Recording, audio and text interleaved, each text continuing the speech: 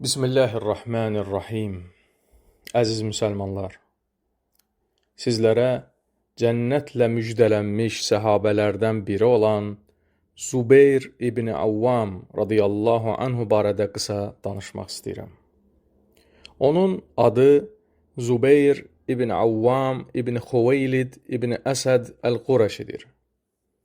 Peyğəmbər sallallahu aleyhi və səlləmin görkəmli səhabəsidir. Onun həvarisidir. Peyğəmbər sallallahu aleyhi və səlləmin həm də bibisi oğludur. Sağlığında ikən cənnətlə müjdələnmiş 10 səhabədən biridir. Ömər radiyallahu anhunun təyin etdiyi 6 nəfərdən ibarət şura əhlindən biridir. Yeniyetmə yaşlarında İslam dinini qəbul etmişdi. Kiçik yaşlarında atasını itirib, yetim qalır və əmisi Nəufəl ibn Xuveylidin himayəsində böyüyür. Anası Peyğəmbər sallallahu aleyhi və səlləmin bibisi Safiyyə bintu Abdülmuttalib idi. Olduqca şücaətli biri idi Zubeyr radiyallahu anhu. Hətta rəvayət olunur ki, İslamda ilk qılınc açan adam Zubeyr ibn Avvam radiyallahu anhu olub. Eşidir ki, Peyğəmbər sallallahu aleyhi və səlləmə nəsə olub, qılıncını çəkir və gedir, görür ki, yalan xəbərdir. Peyğəmbər sallallahu aleyhi və səlləm sağ-salamatdır.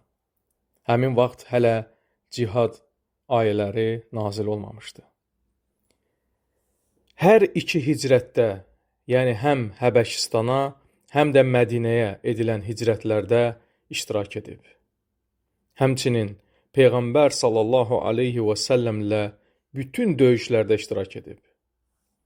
Bədir döyüşündə və Bizans imperatorluğuna qarşı baş vermiş Yarmuk döyüşündə yaralanmışdı.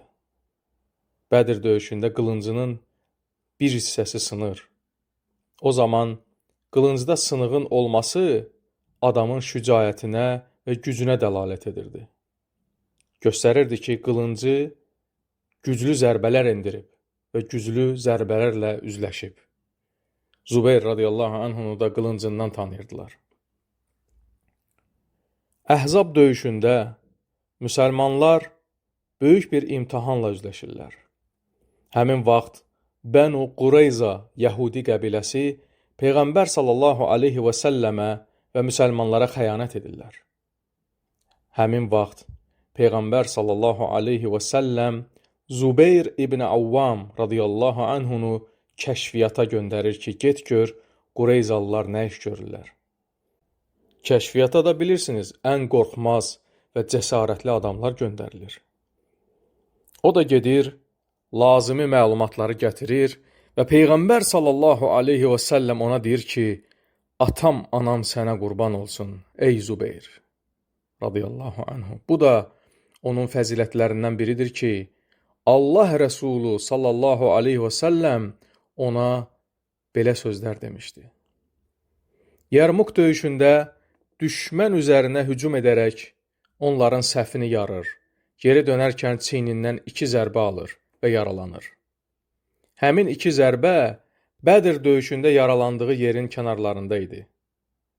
Oğlu Urva ibn Zubeyr radiyallahu anhu deyir ki, mən uşaq olarkən barmaqlarımı atamın çiynindəki həmin yara izlərinin içərisinə salıb oynayardım.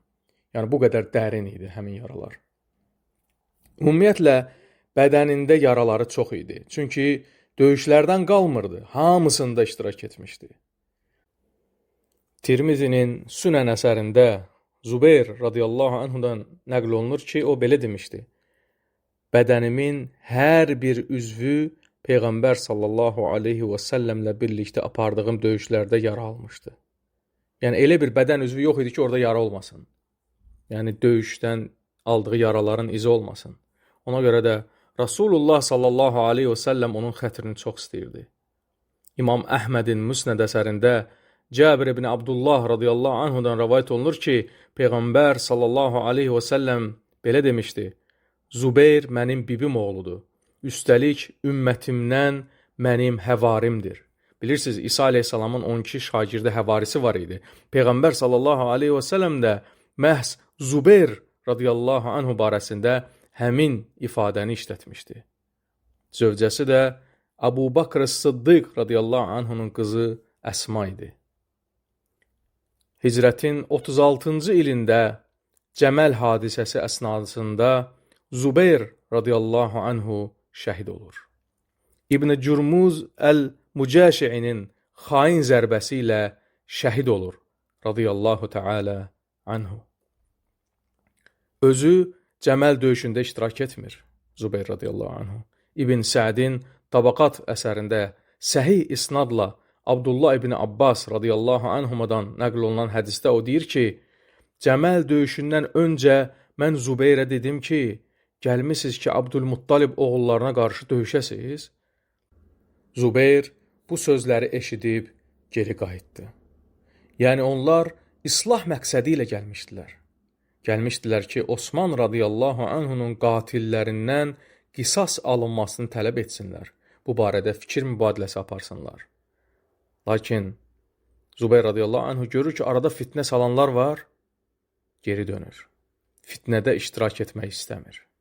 Geri qayıdarkən İbn Cürmuz adlı həmin adam düşür Zubeyrin dalınca və gəlib arxadan onu vurub öldürür.